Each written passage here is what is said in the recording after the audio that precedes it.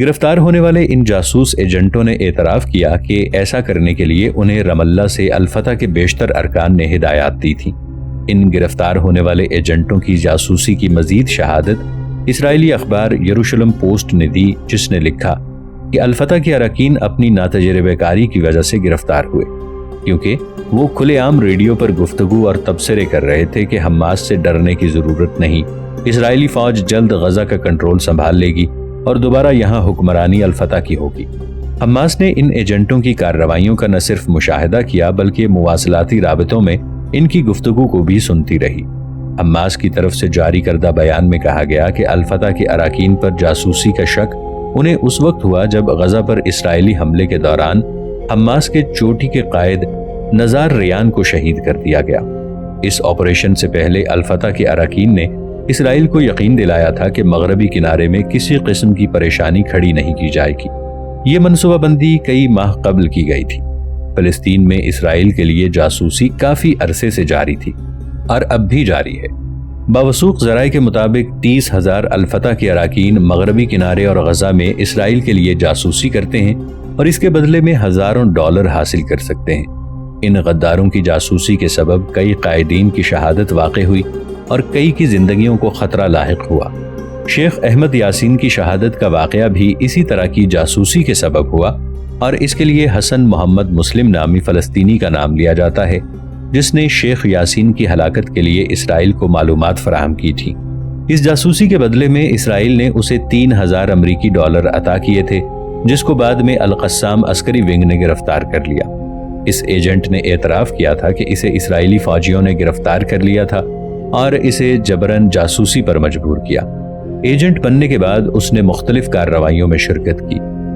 Hamas Mahmood عباس کے دوغلے کردار سے اچھی طرح آگاہ ہے۔ یہی وجہ ہے کہ اس نے عرب وزرائے خارجہ کے اجلاس میں فلسطینی صدر محمود عباس کی مدت صدارت میں توسیع کی حمایت کو غیر دستوری قرار دیتے ہوئے ناقابل عمل قرار دیا تھا۔ حماس کے سیاسی شعبے کے نائب صدر ڈاکٹر موسیٰ ابو مرزوق نے کہا تھا کہ محمود عباس کی صدارت میں توسیع کا فیصلہ فلسطینی عوام کے بنیادی حقوق اور اصولوں کے خلاف ہے۔ فلسطینی عوام اسے تسلیم نہیں کریں گے۔ محمود عباس کے عہدہ صدارت میں توسیع کی حمایت سے فلسطین میں انارکی اور انتشار کی فضا پیدا ہوگی۔ ایک شخص کی حمایت کی بجائے فلسطین میں آئین اور قانون کی بالادستی ہوگی۔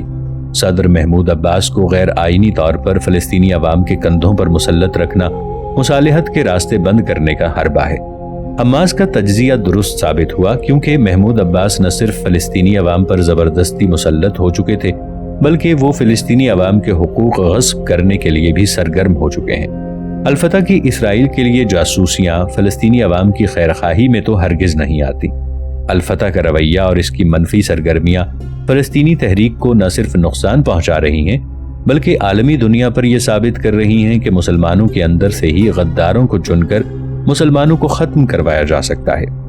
تحریکوں کی دھڑے بندیوں سے فائدہ اٹھا کر ان میں نفاق پیدا کر کے اسلامی تحریکوں کو نقصان پہنچایا جا سکتا ہے۔ اس کی واضح مثال الفتح تنظیم نے قائم کی، جس پر گفت و شنید بھی شرمانے کے مترادف ہے۔ عرب دنیا کی بہرحال کوشش رہی ہے کہ حماس اور الفتح میں مفاہمت اور مصالحت کی کوئی راہ نکل آئے۔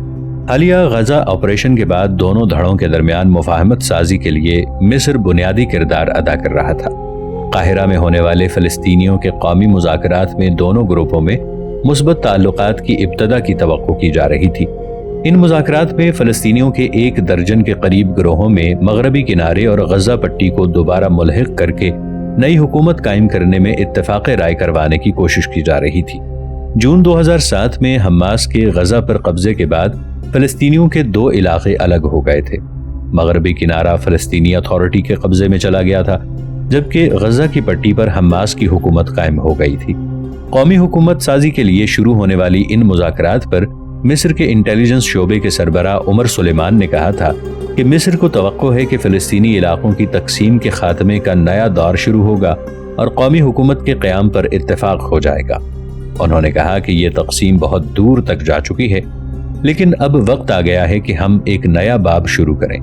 فلسطینی گروپوں کا اجلاس مصری خفیہ ایجنسی کے مرکزی دفتر میں ہوا۔ مصری انٹیلیجنس شعبے کے سربراہ عمر سلیمان نے حماس اور الفتح کے مندوبین سے کہا کہ ہر شخص آپ کی طرف دیکھ رہا ہے۔ اور سبھی نے آپ سے امیدیں وابستہ کر رکھی ہیں، اس لیے ناراضی کو طول اور باہمی نفاق کو مزید گہرا نہ کیا جائے۔ حماس اور الفتح کو چاہیے کہ اپنی صفوں میں اتحاد پیدا کریں تاکہ آزاد فلسطینی ریاست کی توقعات کو پورا کیا جا سکے۔ ناظرین، آگے بڑھنے سے پہلے کامنٹ سیکشن میں ہمیں اپنی آراء سے ضرور آگاہ کیجیے گا کہ آپ کو ہماری یہ سیریز کیسی لگ رہی ہے۔ آئندہ آنے والی اقساط سے باخبر رہنے کے لیے ہمارے چینل کو سبسکرائب کر لیں اور ساتھ موجود بیل آئیکن کو ضرور کلک کر لیں۔ شکریہ۔ اس افتتاحی اجلاس میں 5 کمپنیوں کا قیام عمل میں لانے پر غور کیا گیا، جو کہ فلسطین کے دونوں حصوں کو دوبارہ متحد کرنے کے لیے خصوصی پہلوؤں کا جائزہ لے۔ قاہرہ میں مصر کی ثالثی میں ہونے والے مذاکرات میں حماس، الفتح اور دیگر فلسطینی تنظیموں کے درمیان قومی حکومت سازی پر باہمی اتفاق ہو گیا۔ اس سے دونوں دھڑوں میں مفاہمت کا نیا باب شروع ہوا، لیکن اصل چیز یہ ہے کہ الفتح حماس کی طرح خود کو فلسطینی عوام کا حقیقی نمائندہ سمجھے اور حماس کو اپنے بھائی تنظیم سمجھتے ہوئے اس کے ساتھ مل کر فلسطینی عوام کے حقوق کے لیے جدوجہد کرے، نہ کہ حماس کے ٹھکانوں کی مخبری کرے اور اس کی قیادت اور اراکین کے خاتمے کے لیے جاسوسی کرے۔ وقتی طور پر وہ اپنے اس عمل سے جمہوریت اور یورپ کی آنکھوں کا تارا تو بن سکتی ہے، مگر حقیقی عزت اپنی قوم کے ساتھ استوار رہنے میں ہے۔ بھلے اس میں جان چلی جائے، مگر شان اسی وقت تک رہتی ہے جب اپنی قوم کے حقوق اور حقیقی مفادات کا خیال رکھتے ہوئے اس پر تن من دھن قربان کر دیا جائے۔ حماس اور الفتح کا مشترکہ حقیقی کردار ہی تحریک آزادی فلسطین کو کامیابی سے ہمکنار کروا سکتا ہے۔ عرب دنیا آج کل فلسطینی دھڑوں کے درمیان مصالحت کروانے کی کوششوں میں مصروف تھی تاکہ متحارب گروپوں کو قومی حکومت کے قیام پر متفق کیا جا سکے، مگر یہ مساعی کچھ کامیاب ہوتی دکھائی نہیں دے رہی تھی، کیونکہ دونوں گروپوں کے اپنے تحفظات ہیں جس پر جھکنے یا لچک پیدا کرنے کے لیے وہ تیار نہیں۔ قاہرہ میں مذاکرات کے دوران قومی حکومت کی تشکیل کے لیے حائل رکاوٹیں دور کرنے میں ناکامی کے بعد فلسطینی لبریشن فرنٹ کے سیکرٹری جنرل واصل ابو یوسف نے کہا کہ متحارب فلسطینی گروپوں کی قائم کردہ 5 قومی مذاکراتی کمیٹیاں بھی حکومت کی تشکیل کے لیے اختلافات کے خاتمے میں ناکام رہیں، جس کے بعد وہ مزید کام ختم کر رہی ہیں، کیونکہ اتفاق ہو جانے کے بعد ان کمیٹیوں نے صدارتی اور پارلیمانی انتخابات کے لیے تجاویز مرتب کرنا تھی، جبکہ اتفاق رائے نہ ہونے کی صورت میں اب ان کمیٹیوں کے کام جاری رکھنے کا جواز یکسر ختم ہو گیا تھا۔ قاہرہ میں ہونے والے مذاکرات میں صدر محمود عباس کی الفتح تحریک کا اس بات پر اصرار رہا کہ اسلامی تحریک مزاحمت یعنی حماس اسرائیل کے ساتھ ماضی میں طے پائے امن معاہدوں کی پاسداری کرے، جبکہ حماس نے ایسا کوئی وعدہ کرنے سے انکار کر دیا۔ حماس کا دوران مذاکرات اس بات پر اصرار رہا کہ ان معاہدوں کے ضمن میں لفظ پابندی کی بجائے احترام استعمال کیا جائے، لیکن امریکہ، اسرائیل اور مغرب اس سے مطمئن نہیں، کیونکہ ان کا اصرار تھا کہ حماس اسرائیل کے ساتھ ماضی میں طے امن معاہدوں کی توثیق کرے۔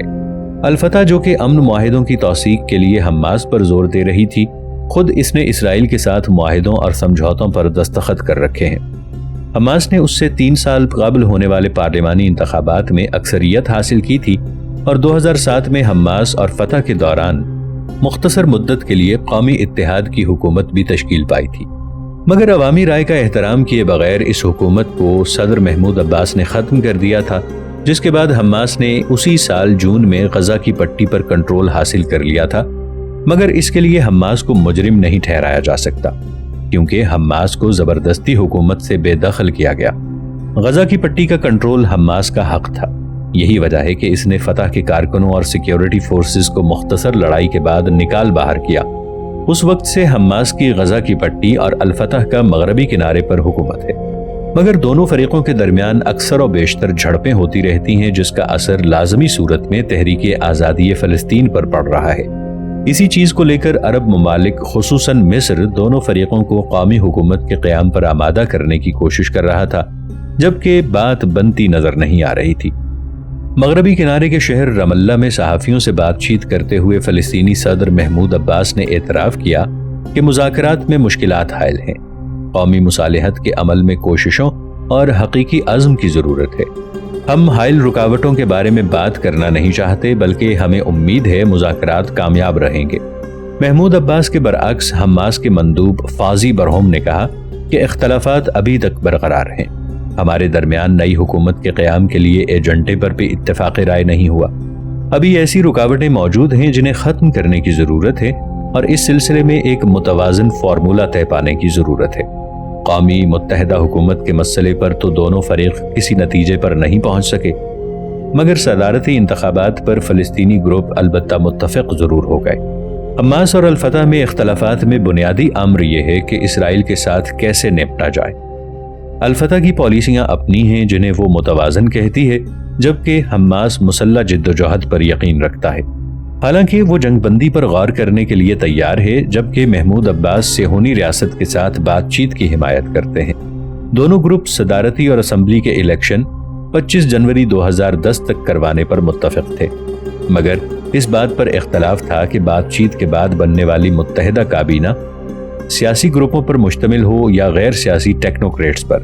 قومی حکومت کی تشکیل پر تو اتفاق رائے نہیں ہو سکا، مگر فلسطینی گروپوں نے غزہ پٹی اور مغربی کنارے میں سیکیورٹی ایجنسیوں کو یکجا کرنے اور ایسے امور کی یکسوئی کے لیے 5 کمیٹیوں کی تشکیل سے اتفاق کیا۔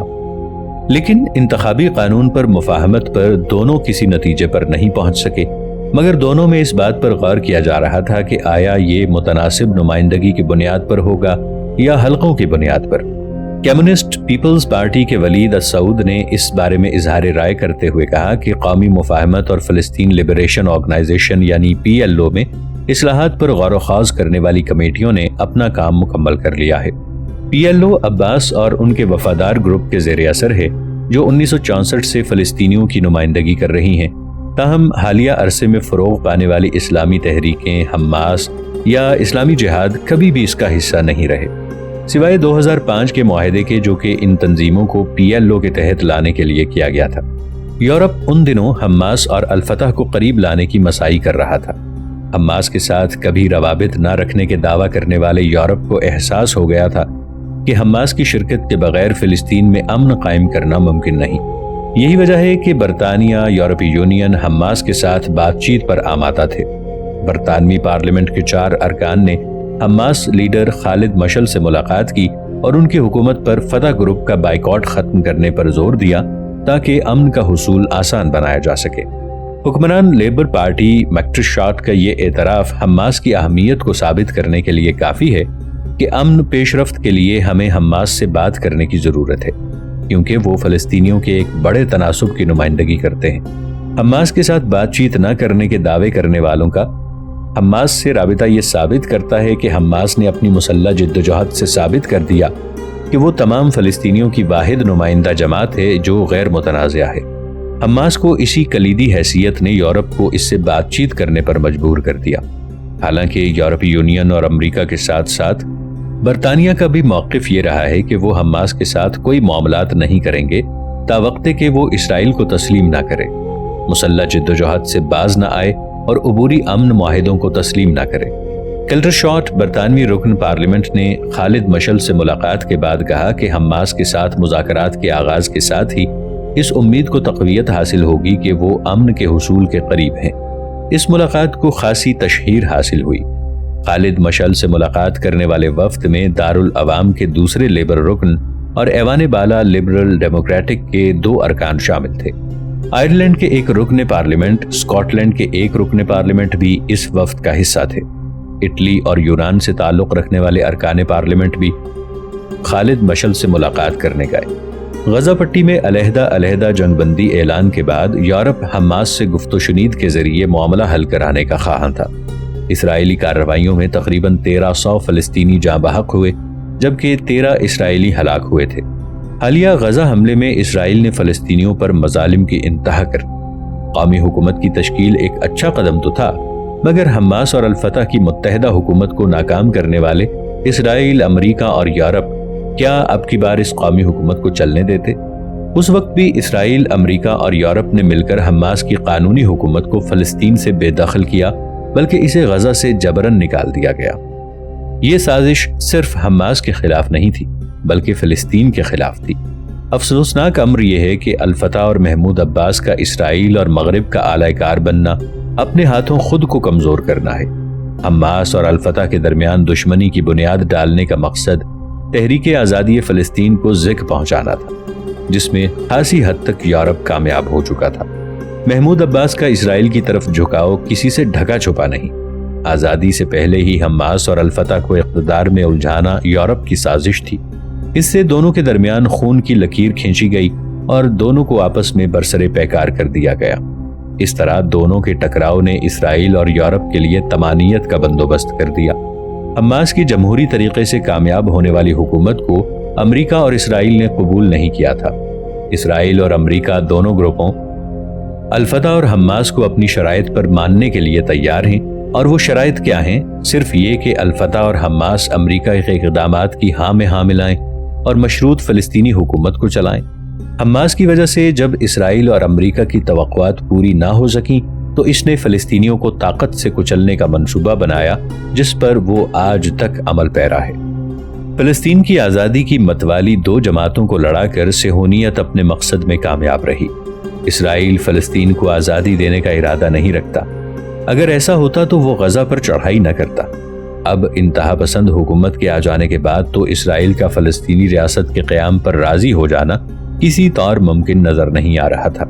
فلسطین کے متحارب گروپوں کو چاہیے کہ وہ فلسطین میں پائیدار امن کے لیے یکجا ہو کر جنگ لڑیں، چاہے وہ سفارتی سطح پر ہو یا عسکری سطح پر۔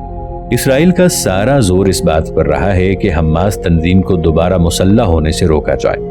اس کے لیے وزیر اعظم اسرائیلی حکومت نے فرانسیسی صدر نیکولس سرکوزی کو خاص طور پر پیغام بھی دیا کہ حماس کو اسلحے کے حصول سے روکنے کی شرط کسی بھی نئے امن معاہدے کی بنیاد ہونی چاہیے، کیونکہ یہ بہت اہم معاملہ ہے۔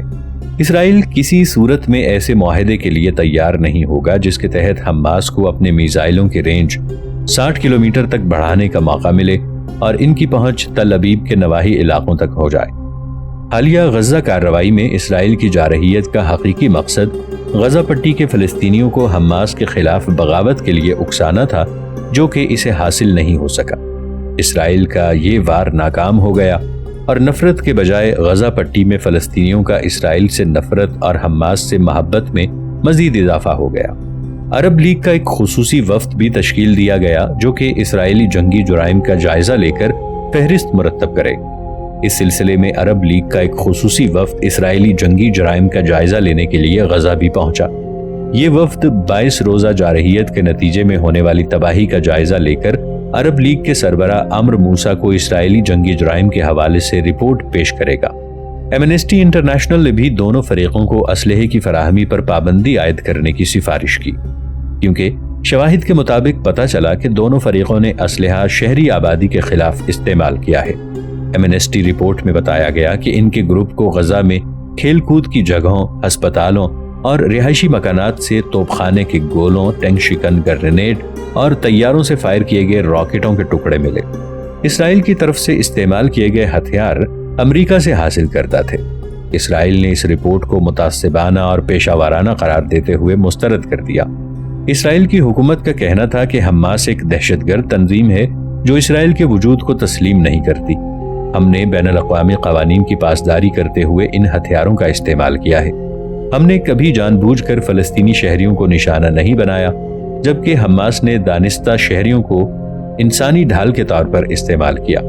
حقیقت یہی ہے کہ اسرائیل کو غزہ جنگ کے لیے اسلحہ امریکہ نے فراہم کیا۔ اسرائیل میں جس کی مرضی حکومت بنے، وہ قتل عام کرے یا فلسطینیوں پر مظالم، امریکہ نے ہمیشہ اسرائیل کی حمایت کی ہے۔ امریکی وزیر خارجہ ہیلری کلنٹن نے اسرائیل کی غیر متزلزل حمایت کا ایک بار پھر اعادہ کیا۔ ہیلری کلنٹن کی زبان سے امریکی موقف ایک بار پھر عوام کے سامنے آ گیا۔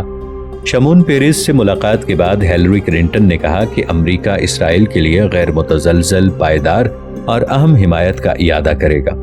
ہم اسرائیل کی حکومت کے ساتھ مل کر کام کرنا چاہتے ہیں جو اسرائیل کے لوگوں کی جمہوری خواہشات کی نمائندگی کرتی ہے۔ فلسطینی اتھارٹی کے وزیر اعظم سلام فیاض نے فوجی حکومت کی تشکیل کے لیے استعفیٰ صدر محمود کو پیش کیا، مگر دونوں دھڑوں میں اختلافات ختم نہ ہونے کی صورت میں اس بارے میں بھی اختلافی صورت پیدا ہو گئی۔ اسرائیل کی غزہ میں حالیہ بہیمانہ کارروائی، فلسطینی بستیوں میں ناجائز تعمیرات اور مسجد اقصیٰ کی بے حرمتی اور دیگر معاملات پر الفتح صدر محمود عباس نے بھی اپنی آرا کا اظہار کیا۔